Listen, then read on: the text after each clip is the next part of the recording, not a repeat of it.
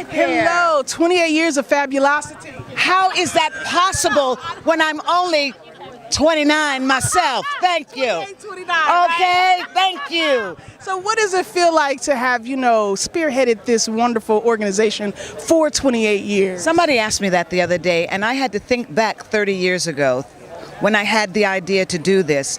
And when I think about the things that people said to me back then, don't do it, it's not worth your time, why do you care about those people? And I remember the little church girl in me said, you have got to ignore these people because they're not very nice. And all these years later, I realized it was a difficult thing to do in a very difficult time. But after 28 years, I would do it all over again because this has been the right work for the right reason. And we still need to raise awareness. Thank you. Condolences to you over the loss of your mother. She's right with me. She's right with you. She is right. You know what? I almost thought that I didn't think I was going to make the 28th because of the death of my mother. And right when I really made up my mind, okay, it's not happening, Chaz Dean called me up and he said, what do you need? And I was like, Mommy, you need to stop it because you got some power going on, girl. And literally from October 7th when she passed away till now, that's how quickly this all came together. What's the best piece of advice your mother ever gave you? Okay, so I used to give my mother these... I used to give my mother these books, and she always had these great pearls of wisdom. I said, Mommy, write them down.